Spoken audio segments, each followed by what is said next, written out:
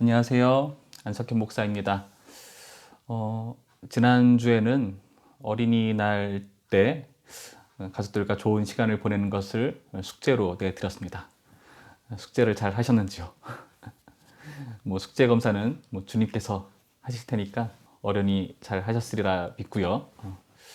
오늘부터는 지난번에 교사에 대한 이야기들을 나누었다면 이제는 다음 세대에 대한 고민을 함께 풀어가 보려고 합니다. 바로 시작하겠습니다. 예전에 MBC에서 했었던 예능 프로 중에 아빠 어디가 라는 프로가 있었습니다. 거기서 아나운서인 김성주 씨가 나오죠.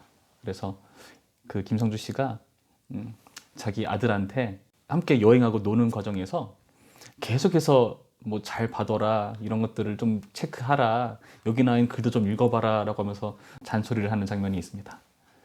그 아빠 입장에서 여행도 그냥 여행이 아니라 그 아이가 그 여행을 통해서 뭔가 깨달음을 얻고 좋은 교육을 하기 원하는 마음, 그 마음에서 비롯된 행동일 것입니다. 그런데 우리가 좀 생각해 볼 것은, 그렇게 하는 것이 과연 교육의 효과를 낼 수가 있는 것인가? 그 여행이란 틀 안에서 아이들이 다양한 경험을 통해 스스로 체득하고 깨닫는 바가 있어야 되는 건데, 어떠한 것을 깨달아야 할지도 어른들이 정해주는 경우들이 있죠. 그런데 그게 자칫 잘못하면은 사실 여행이라는 것은 노는 거잖아요. 그 놀 때도 막 가르치려 드는, 우리 아이가 이 놀이를 통해서 뭔가를 더 성장하고 배우고 이런 것들이 너무 강하기 때문에 모든 것을 다 공부와 연결시켜버리는 그런 어른들의 기질, 이런 것들이 아이들에게는 이렇게 숨막히게 다가오는 경우들이 있다고 생각을 해요. 어른들은 참 아이들을 가르치기 좋아합니다. 악어라고 하는 필명을 가지신 분이 꼰대 발견이라는 책을 썼습니다. 거기에 보면은 정말 가르치기 좋아하는 그런 윗세대들의 그런 기질들에 대해서 아주 잘 풀어놓았습니다. 보면서 정말 우리 사회에 만연해 있는 그런 꼰대 기질들이 있구나 하는 것을 확인해 봐요. 그리고 그것을 보면서 내 주변 사람도 보지만 혹여나 나한테도 그런 모습이 나타나지 않나 하는 생각을 가져와 봤어요. 여러분, 그 가르치려고 한다는 것은 어떤 전제가 깔려 있는가? 한번 이것을 짚고 넘어가 보죠. 그 가르치려 한다는 것은 우월감에서 비롯됩니다. 우월감. 그러니까 아이들이 내가 가르쳐 준 것을 잘 따라주고 잘 습득해서 잘 성장하길 바라는 마음에서 이것을 가르친다고 생각하지만, 물론 그런 의도도 있겠지만은 근본적으로는 아이들은 우리보다 열등한 존재, 어른은 아이들보다 우월한 존재라는 그런 전제가 이미 깔려 있는 거예요. 물론 어떤 부분에 있어서는 어른들이 경험이 많고 일단 그리고 더 많은 교육을 받았을 테고, 그래서 아이들에게 해주고 싶은 말이 많을 겁니다. 그런데 알게 모르게 우리의 그런 태도 가운데 그 우월감이 섞여서 그것이 은근하게 아이들에게 풍겨져 나오는 그런 모습들, 그런 데서 아이들은 꼰대로 여기는 건지도 모르겠죠. 아이들이 충분히 경험하고 느껴야 되는 그런 그 과정이 있거든요. 어떤 문제에 맞닥뜨렸을 때 그것을 풀어나가는 풀이 과정. 이 과정이 당연히 길죠. 습득하는 과정이니까요. 그런데 어른들은 그걸 답답해하죠. 왜냐? 나는 이제 그걸 쉽게 하니까. 여러분 그거 아십니까? 요즘 젊은 사람들은 전화 통화하는 걸 싫어해요. 다 카톡으로 하죠. 아, 전화하셨어요? 못 받았어요. 그때 무슨 일이 있었어요? 하면서 이렇게 답변 남기잖아요. 목소리 듣는 것을 부담을 느끼는 거예요. 어플을 통해서 이렇게 배달을 시키더라도 사람들과 마주치는 걸 싫어합니다. 그냥 문 앞에 두게 하고 결제는 미리 인터넷 같은 걸 통해서 이미 다 해버리고. 그 모든 것들이 어른들, 상대를 독대하기 싫어하는 기질에서 비롯됩니다. 상대방의 꼰대 기질이 그 대화 가운데서 느껴지거든요. 김소영 씨가 쓴 어린이라는 세계, 그 책 내용에 이런 내용이 있어요. 그러니까 어른이 되면서 신발끈 묶는 일도 차차 쉬워질 거야. 이 말이 왜 나오냐면은 신발 끊는 것을 좀 어려워하고 힘들어하는 자기 독서 모임에 참여하는 아이들 가운데 그런 아이가 있었어요. 그래서 그 아이에게 신발 끊는 걸 도와주면서 이제 지금은 어렵지만 앞으로는 신발 끈 잘 묶을 수 있을 거야. 이렇게 뭐 격려해 주는 거죠. 뭐 좋은 의도로 한 말입니다. 그러자 현성이가 담담하게 대답했다. 그것도 맞는데 지금도 묶을 수 있어요. 어른은 빨리 할 수 있고 어린이는 시간이 걸리는 것만 달라요. 시간이 걸리는 것만 다르다. 버스를 타고 내릴 때, 문을 열고 닫을 때, 붐비는 길을 걸을 때나 에스컬레이터 앞에서 머뭇거릴 때, 어린이에게 빨리 하라고 눈치를 주는 어른들을 종종 본다. 어른들이 보기에는 간단한 일이라 시간을 지체하면 일부러 꿈을 대는 것처럼 보이기도 할 것이다. 한편으로는 우리가 어렸을 때 기다려주는 어른을 많이 만나지 못해서 그럴지도 모른다. 지금 어린이를 기다려주면 어린이들은 나중에 다시 어른이 될 것이다. 세상의 어떤 부분은 시간의 흐름만으로 변화하지 않는다. 나는 어린이에게 느긋한 어른이 되는 것이 넓게 보아 세상을 좋게 변화시키는 일이라고 생각한다. 우리에겐 쉬운 일이기 때문에 우리는 올챙이적 시절을 생각하지 못합니다. 왜 이렇게 느릴까? 빨리 할 수 있는 건데 왜 저렇게 꾸물거려?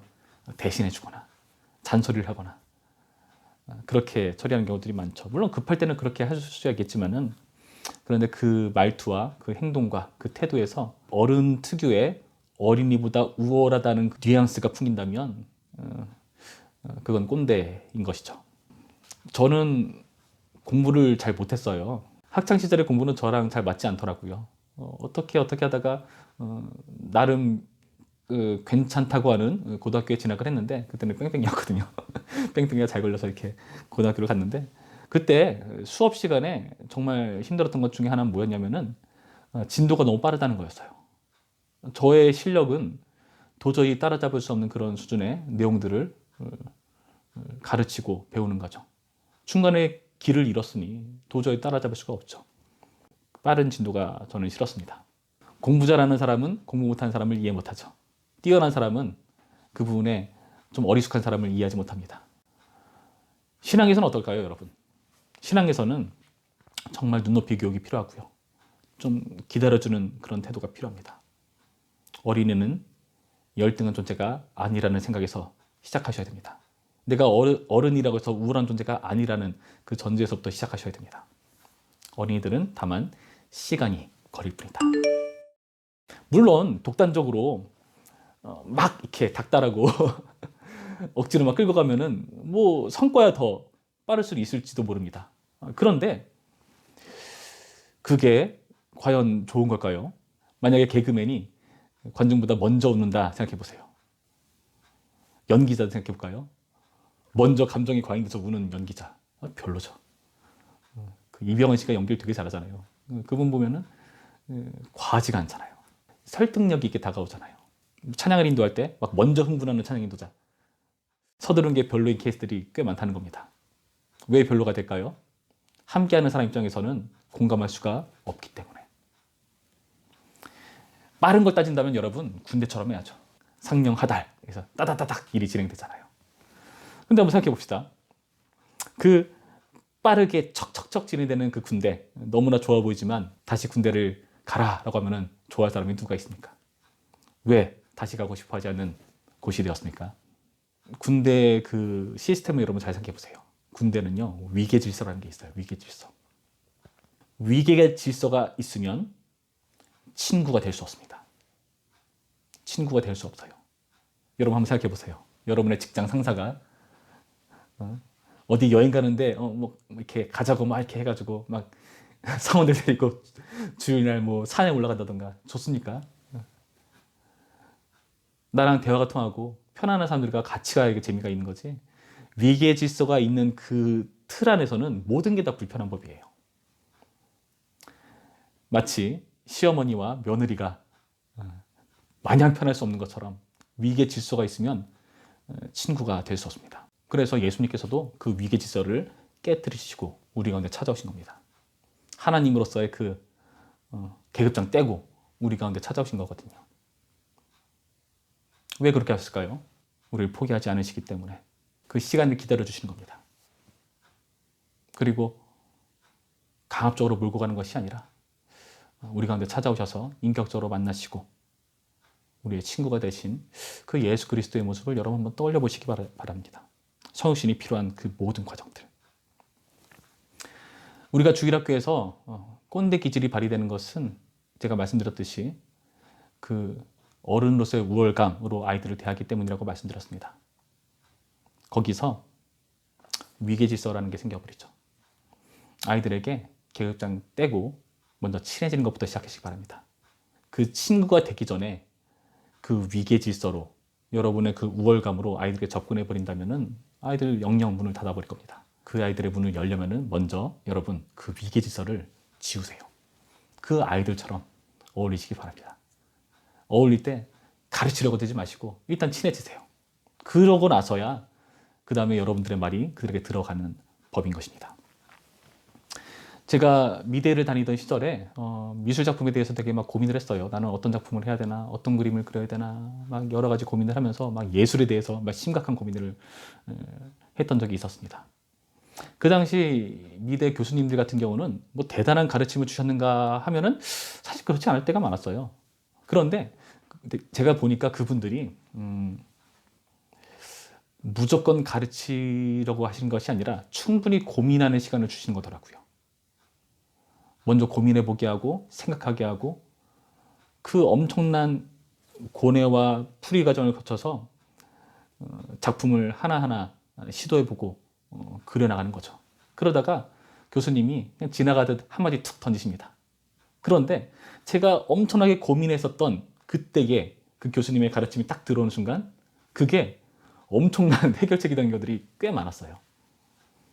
그런데 제가 그 고민의 과정도 걸치지 않고 시간도 들이지 않았고 별로 생각도 없는데 그때 들어오는 가르침이라면 그게 저한테 의미가 있었을까요?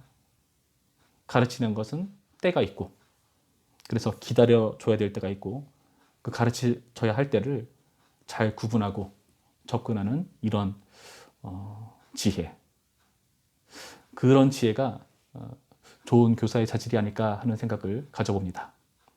그러기 위해서 여러분 먼저 아이들과 친해지시기 바랍니다. 계급장 떼시고 아이들과 편안하게 좋은 선생으로 좋은 친구로 관계한다면 때가 옵니다. 아이들에게 나의 가르침이 들어갈 수 있는 때가 옵니다. 오늘의 추천 도서를 알려드리겠습니다. 먼저 소개해드릴 책은 꼰대 발견이라는 책입니다. 표지가 아주 흥미로워 보이죠? 이걸 쓰신 분은 아거라고 하는 이게 필명이라서 독특한 이름이죠. 실제로 저자 소개 보면은 악어가 그려져 있어요. 그렇죠?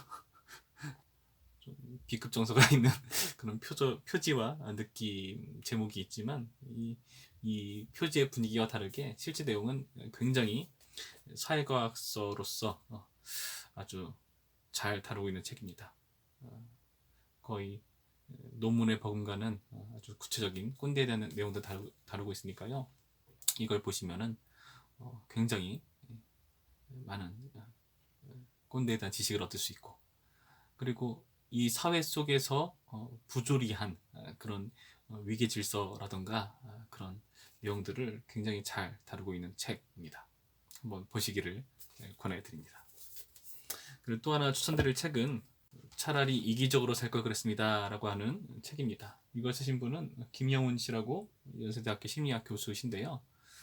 제가 말씀드렸던 그 위계 질서 안에서는 친구가 될 수 없다는 내용도 이분의 책의 내용에서 참고를 한 내용이에요. 인간 관계에서 나타나는 그런 미묘한 그 관계 속에서 나타나는 곤란함, 어려움들을 심리학적으로 잘 다루고 있는 책입니다.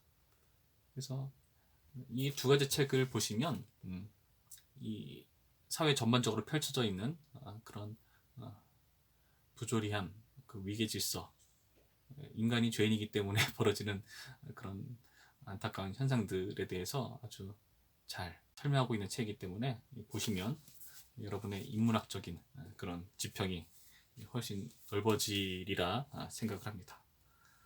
그리고 또 하나 추천드릴 것은 김소영 씨가 쓴 에세이 어린이라는 세계라는 책인데요. 제가 지금은 그 책이 없어요. 도서관에서 빌려본 책이기 때문에 없습니다. 그런데 책 내용이 굉장히 좋습니다. 굉장히 좋아요. 아이들과 이렇게 대하면서 느꼈던 그런 감정들을 소소하게 적고 있는데 그 안에서 많은 생각들을 전해줍니다. 그 어린이를 한 인격으로 존중하고 그리고 그 아이로부터도 많은 교훈을 얻을 수 있다는 점, 그런 부분들을 잘 다루고 있는 책이라서 이 어린이라는 세계는 꼭 보시면은 정말 큰 도움이 되리라고 생각합니다.